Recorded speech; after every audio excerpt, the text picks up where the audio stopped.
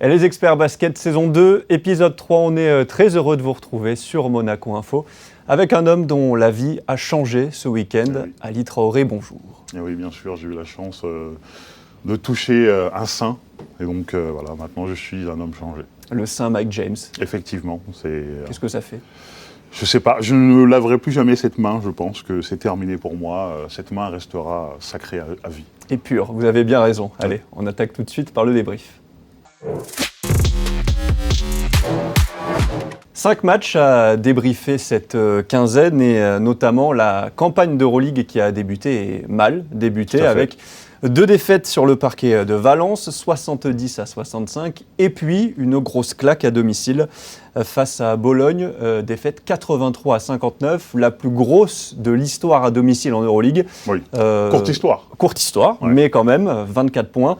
On n'a pas reconnu cette Roca Team, un visage méconnaissable. Oui, méconnaissable, surtout qu'il va falloir s'accrocher pour trouver les raisons de ça, parce qu'on a dit, l'équipe est pratiquement la même avec quelques ajouts, c'est le même coach, les joueurs se connaissent, il y en a qui sont là depuis 2021, mais quand j'ai vu cette équipe jouer, j'ai l'impression de voir une équipe qui est toute nouvelle, qui vient juste d'être formée. Et voilà, vous l'avez dit, au niveau du scoring, c'est un peu pathétique aussi, pas beaucoup de points marqués. Moi, j'ai vu une équipe touchée. Alors déjà, je pense qu'elle a déjà été touchée face à Valence, dans le sens où il y a eu une vraie domination... Mentalement, oui, il y avait une vraie domination physique et mentale au rebond, par exemple, et au niveau de l'adresse à 3 points aussi, qui était très mauvaise. Et après, j'ai l'impression que voilà, ça s'est transposé face à Bologne, mais dans des proportions beaucoup plus élevées, dans le sens où Bologne a totalement dominé le match, quoi. Les problèmes d'adresse extérieure, ils ne sont pas nouveaux. On l'a déjà vu, c'est un problème récurrent. Alors là, le 4 sur 22 à 3 points, il fait tâche, surtout qu'en face, il y a un 16 sur 31 qui est assez incroyable du côté de Bologne. La nouveauté, c'est peut-être le fait que Monaco a été dominé au rebond, ce qui était l'une des forces de Monaco les années précédentes. Oui, ce qui est nouveau, parce qu'on sait très bien que la Roca Team, ces dernières années, notamment en Euroleague, a un vrai impact physique, une vraie domination physique, que ce soit au rebond ou même dans les duels. Ouais. Et là, j'ai une impression un peu bizarre que l'équipe est un peu émoussée physiquement, parce que je trouve que les mouvements sont lents, les déplacements, les contacts sont mous. Okay. Donc, je sais pas, peut-être que l'équipe a besoin d'un peu de fraîcheur, mais le problème, c'est que vu le calendrier de dingue qu'on a, ça va être très très compliqué de récupérer de la fraîcheur. On dit en plus souvent que la bataille au rebond, c'est un petit peu l'indicateur de l'envie, de ce qu'on met sur le terrain. Et là, ça fait 2 matchs où ils ont été dominés. Est-ce que c'est aussi ça, un problème d'envie, tout simplement ? Clairement, surtout avec les joueurs qu'on a, on doit dominer au rebond. Une question d'envie, une question de technique, mais effectivement, c'est beaucoup d'envie. C'est les ballons qui traînent, il faut les récupérer. Les ballons qui sont en l'air, il faut les récupérer aussi. Donc j'ai l'impression qu'il y a un problème mental dans l'équipe qui a été pour moi vraiment visible. J'avance un peu face au match, dans le match face à Bourg-en-Bresse en première mi-temps, où ça se voyait qu'il y avait une équipe qui doutait, quoi. Ils avaient besoin de se lâcher. Ensuite, ça a été fait en deuxième mi-temps et ça allait beaucoup mieux. Donc j'espère que cette deuxième mi-temps face à Bourg-en-Bresse présagera de jours meilleurs en Euroleague dès la semaine prochaine. Il y en a un qui ne doute pas et qui, on va dire, tire pour l'instant un petit peu tout le monde derrière lui. Tout à fait. Vous lui avez serré la main d'ailleurs et oui. Vous avez pris beaucoup de plaisir, c'est Mike James. Mais effectivement, oui, pour le coup, là, sur ce début de saison, son trophée de meilleur joueur du mois est totalement mérité. Il a tenu l'équipe à bout de bras. Il est très bien dans le scoring, il est très bien dans la passe, il crée beaucoup pour ses coéquipiers. Le problème, c'est que ses coéquipiers sont en galère au niveau shooting, donc ils ne mettent pas de shoot. Donc du coup, ça le force à prendre plus d'initiatives individuelles. Mais en tout cas, dans l'esprit et dans le leadership, il est vraiment excellent, et même au niveau du jeu. Maintenant, il faut que les autres se mettent à son niveau, clairement. Parce qu'il y a peut-être une Mike James dépendance, on le voit, vous l'avez dit, au niveau du scoring, Monaco ne marque pas beaucoup de points, parce qu'on se repose peut-être un peu trop sur lui, on se dit, il va créer, il va faire là. C'était surtout flagrant face à Valence. Face à Valence, ils avaient une stratégie très simple, fermer la raquette et laisser les shooters shooter. Le seul qui pouvait pénétrer et ensuite créer quelque chose avec des passes ou du scoring, c'était Mike. Donc... il faut que les autres se mettent clairement au diapason. Comme j'ai dit, on a pu le revoir un peu tout ça en deuxième mi-temps face à Bourg-en-Bresse, en espérant que ça continue comme ça. Ça fait 0-2, c'est loin d'être idéal pour entamer cette saison d'Euroleague, d'autant plus qu'il y a un gros déplacement qui arrive à Belgrade. Il faut absolument le prendre, ce match face à l'Étoile Rouge. Oui, en regardant le calendrier, on s'est dit déplacement à Valence, recevoir la Virtus Bologne. Ça va. Après, en Euroleague, il n'y a pas de faible équipe. Peut-être l'Asvel, à la limite, peut-être Alba Berlin. Ouais. Mais, vous avez dit que c'était le Far West cette année-là. Ah ouais, c'est totalement le Far West. Maintenant, l'Étoile Rouge, là-bas, où il y aura 22 000 supporters complètement déchaînés, il va falloir la chercher, celle-là. Hein. Donc maintenant, on va dire que Monaco n'est plus dans ce rôle de leader. Hein. Maintenant, c'est plus des outsiders. Ouais. Donc peut-être que c'est un rôle qui va mieux à Monaco. Ça va être très très important de commencer le match très très fort et très très bien.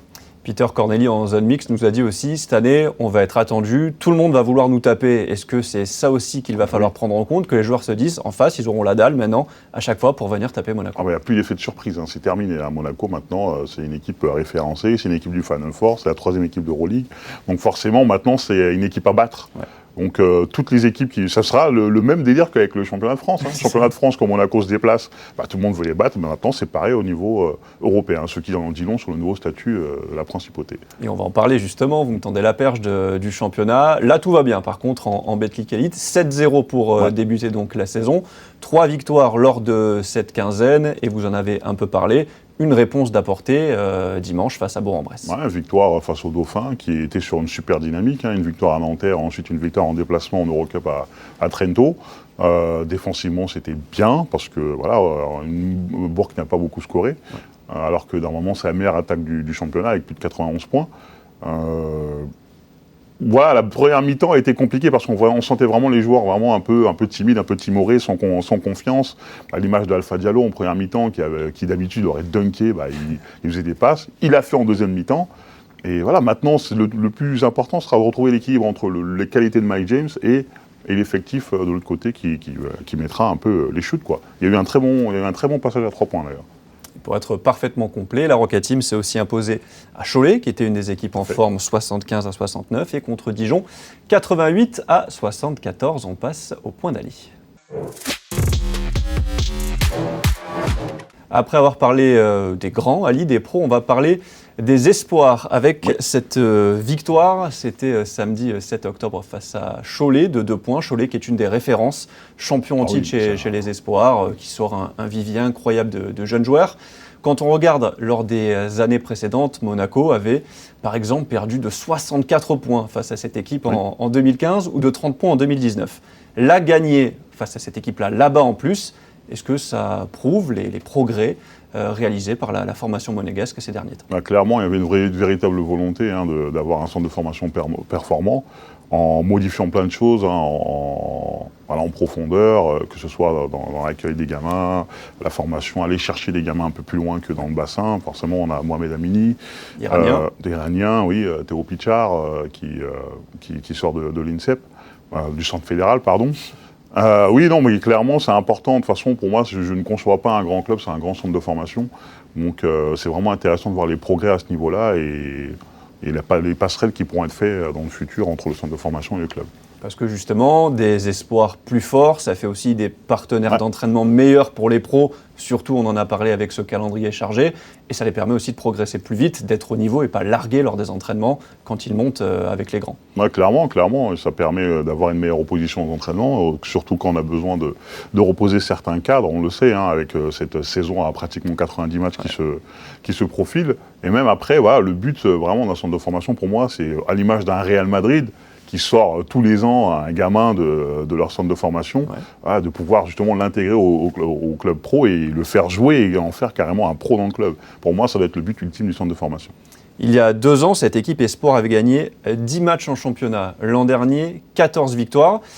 C'est quoi, on va dire, le bon indicateur? Il faut gagner des matchs ou c'est plutôt sur la progression des jeunes qu'il faut un petit peu juger le niveau du travail effectué? C'est toujours un dilemme entre la formation et la victoire. Mais pour moi, il n'y a pas de formation sans victoire. Donc pour moi, c'est important de gagner des matchs, apprendre aux gamins à gagner des matchs. Donc les faire progresser individuellement, c'est très important, mais il faut aussi gagner des matchs pour avoir cette mentalité de winner. Donc l'équilibre entre les deux sera très très important.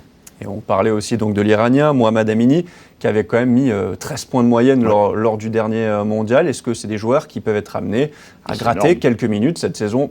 peut-être pas en Euroleague, mais pourquoi Moi, pas clairement, déjà en en Betclic Elite. lui, c'est clairement un fort joueur, un fort potentiel. 13 points de moyenne dans une compétition comme la Coupe du Monde, faut s'accrocher. Hein.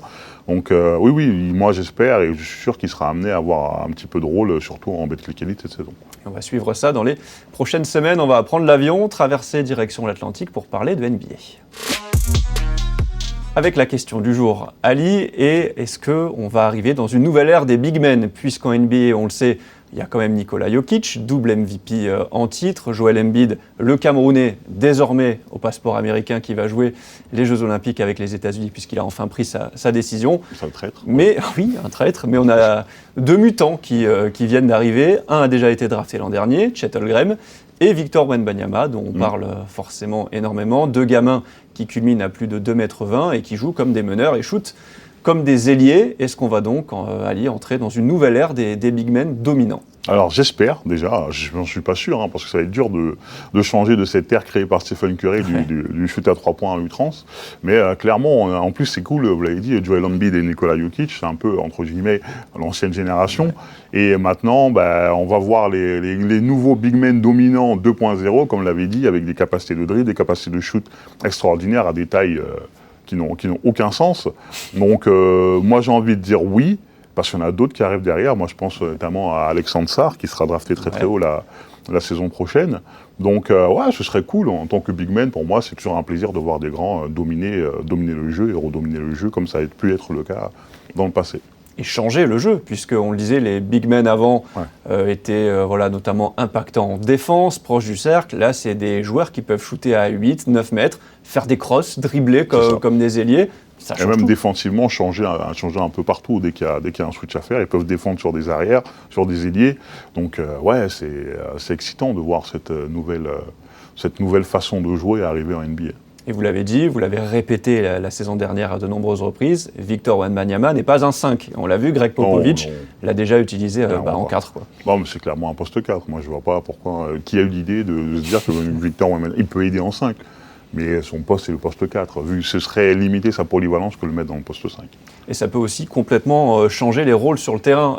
Là, donc, la NBA reprendra le 24 octobre. Tout à fait. On est sur les matchs de pré-saison, on peut tenter des choses. Et on a vu chez les Spurs, Greg Popovich tenter de mettre Jeremy Sohan, qui est plutôt un poste 3-4, en meneur de jeu aussi. C'est-à-dire que ça va... Ces joueurs qui savent tout faire sur le terrain, ça peut aussi changer les rôles des autres. Ouais, ils vont être intéressants, les Spurs, parce qu'ils sont pas mal de jeunes qui peuvent faire plein de choses, et je pense qu'il va jouer à l'apprenti sorcier un peu, Greg Popovich, en ayant tous ces joueurs hyper versatiles, et changer un peu les postes, et essayer de changer un peu la façon de jouer à ce jeu. Vous êtes bon sur les pronostics, donc je vais vous demander le vôtre. Moyenne de points, de rebonds et de contres de Victor Wembanyama sur la saison régulière cette saison. 20 points, 10 rebonds, 3 contres. Ça veut dire rookie de l'année dans la poche ou pas ? Oui. Voilà. Les pronostics ont été donnés, on se donne rendez-vous mois de mai pour regarder si vous avez eu raison, et on se donne aussi rendez-vous dans 15 jours pour une nouvelle émission des Experts Basket.